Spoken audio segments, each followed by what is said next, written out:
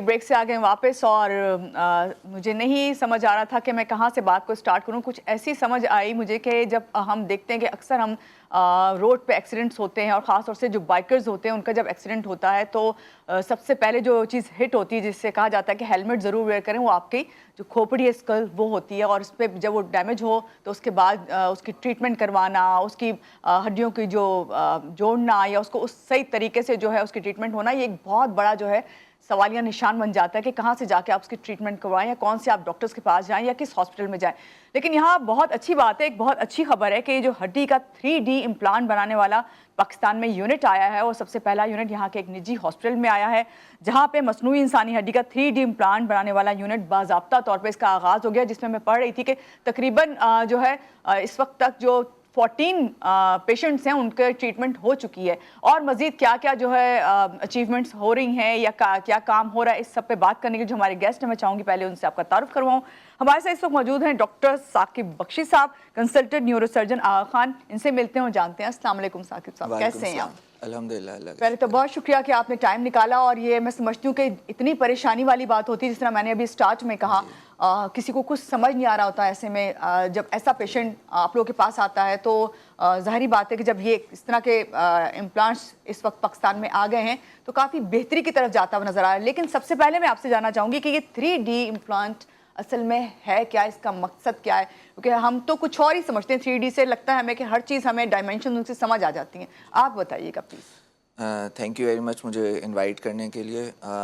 3D implant basically 3D technology है जो जिससे आप कोई भी चीज़ प्रिंट कर सकते हैं और आर्टिफिशियल तरीके से क्रिएट कर सकते हैं।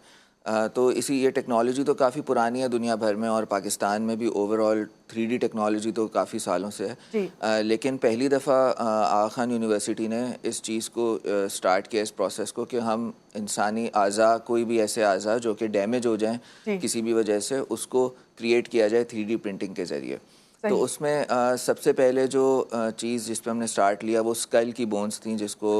हम खोपड़ी कहते हैं, जो ब्रेन के अराउंड एक प्रोटेक्टिव कवरिंग उसने बनाई हुई होती है।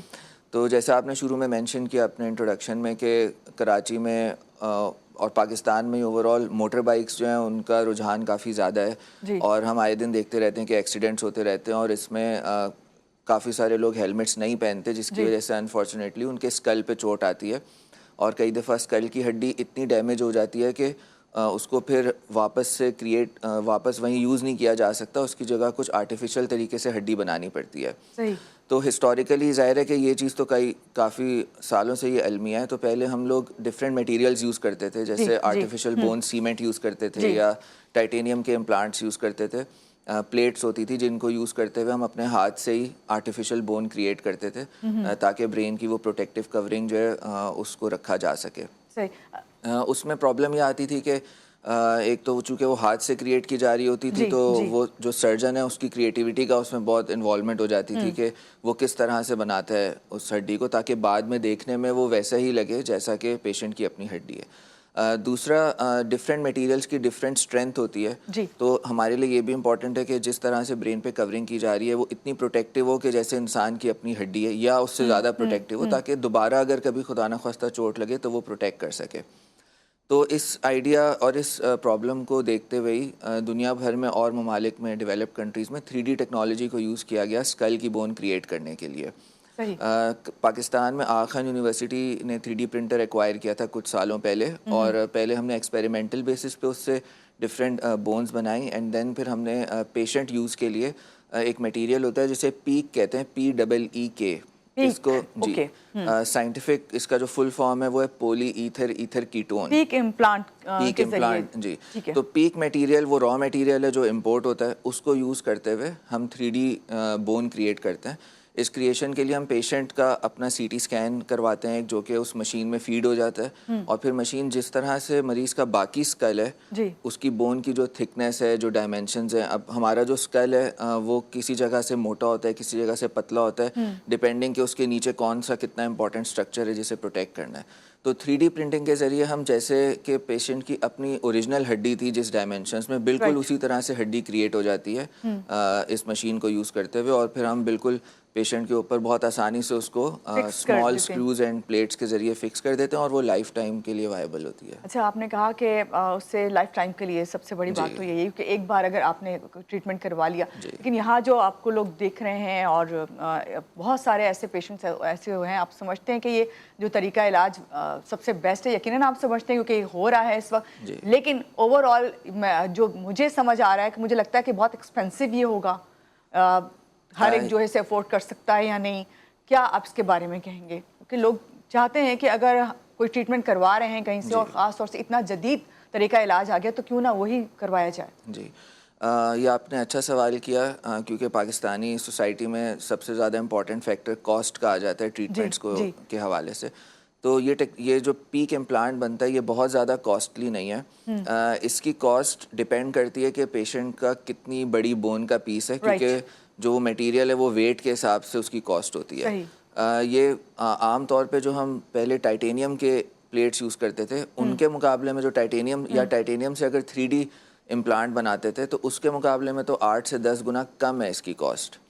البتہ جو ہم بون سیمنٹ یوز کرتے تھے اور ابھی بھی پاکستان میں میجورٹی جگہ بون سیمنٹ یوز کیا جاتا ہے, اس کی کاسٹ اس سے کم ہے, لیکن تقریباً 3 گنا کم ہے. بہت زیادہ یہ بہت اچھی بات آپ نے بتائی. اس بات کو سمجھ لینا چاہیے کہ اگر آپ اس طرح کی کسی معذور یا کسی مشکل میں آ گئے ہیں اور ہیپننگ ہو گئی ہے آپ کے ساتھ, تو آپ کم از کم یہ کہ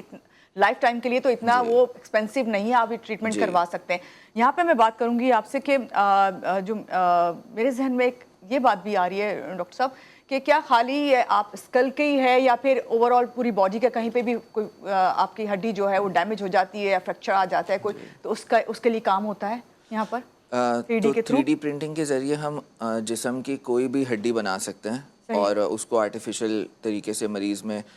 لگا سکتے ہیں. جیسے ہم دیکھتے ہیں کہ کئی دفعہ بازوں کی, ٹانگوں کی ہڈیوں کے ٹیومرز ہوتے ہیں, کینسرز ہوتے ہیں, جس میں ہمیں ان کو نکالنا پڑتا ہے, اور پھر یوزلی تو وہاں پہ ٹائٹینیم یا میٹل کے راڈز لگا دیے جاتے ہیں, لیکن وہ ظاہر ہے کہ دیکھنے میں ان کی بناوٹ ویسی نہیں ہوتی جیسے کہ اوریجنل. بعد میں ان کو شاید ریموو بھی کرتے ہیں بعض کیسز میں ریموو کرتے ہیں, لیکن کئی کیسز میں وہ لائف ٹائم کے لیے ہوتی ہے. پھر اس کا ویٹ ہوتا ہے, تو اگر میٹیلک کوئی امپلانٹ لگ جاتا ہے تو اس سے اس لمب کا ویٹ میں فرق آ جاتا ہے. میں یہ بتانا چاہوں گا کہ آغا خان یونیورسٹی پہلا ادارہ ہے پاکستان کا جس کو drug regulatory authority of Pakistan سے اپروول اور لائسنس مل گیا ہے کہ ہم باڈی میں, انسانی باڈی کے کوئی بھی بون 3D پرنٹ کر سکتے ہیں اور ہم پرووائڈ کر سکتے ہیں کوئی بھی پیشنٹ اگر. اور یہ بہت خوش آئند بات ہے سب کے لیے یہ ہے, کیونکہ بینگ پاکستانی ہم سب کو اس پہ پراؤڈ کرنا چاہیے کہ آج ہم یہاں بیٹھ کے جو ہے وہ تمام طریقے جو ہم باہر جا کے علاج کراتے ہیں وہ طریقہ علاج یہاں آ گئے. ڈاکٹر صاحب ایک اور چیز, ایکسیڈنٹ ہو گیا, ظاہری بات ہے کسی نہ کسی ایکسیڈنٹ کی وجہ سے ہی, چاہے وہ آپ کے ہیپننگ گھر میں ہو گئی ہے یا باہر روڈ پہ آ کے ہو گئی, تو آپ کوئی کسی بھی قسم کا فریکچر یا ہڈی ٹوٹ جاتی ہے, تو اس کو فوری طور پہ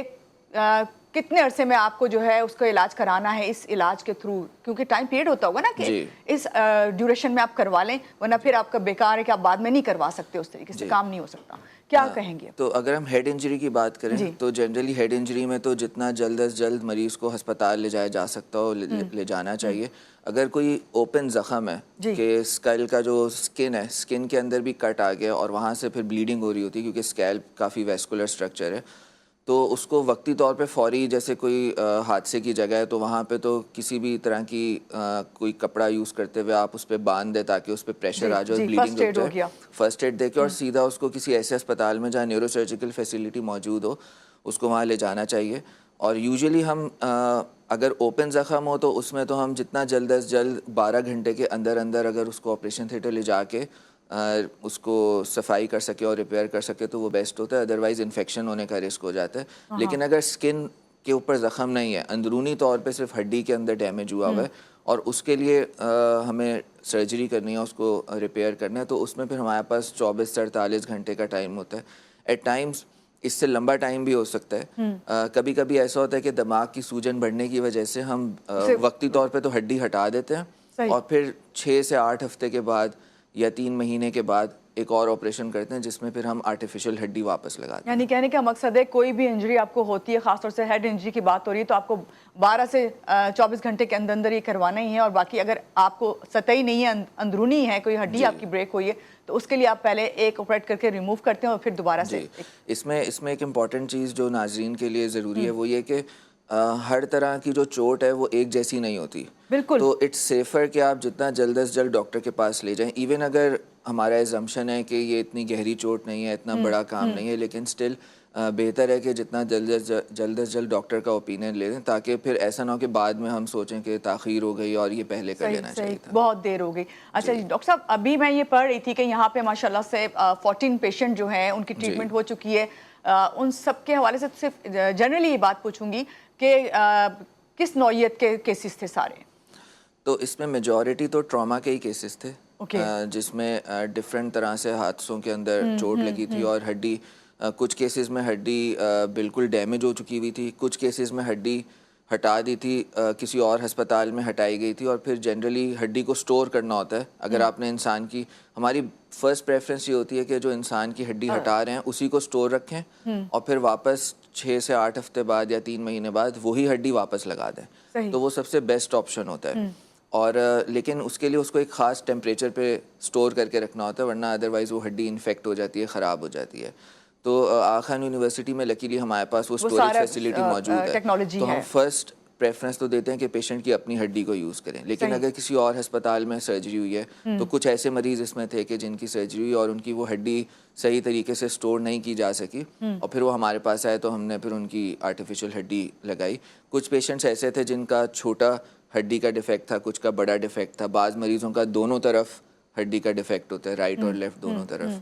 تو ڈفرینٹ طرح کے پیشنٹس تھے, کوئی بھی مریض یکساں ایک جیسے نہیں تھے. بالکل ایک جیسے نہیں ہوتے. میرا پوچھنے کا مقصد یہی تھا کہ ایک تو ایج گروپ میں پوچھنا چاہ رہی ہوں, اور دوسرے یہ کہ اس میں یقیناً ایج کا بھی کچھ ہوتا ہے یا نہیں, کیونکہ ہر ایج میں یہ چیز ہو سکتی ہے, یہ والا ٹریٹمنٹ. بعض بڑی ایج کے بھی لوگ ہوتے ہیں, اولڈ ایج میں کیا یہ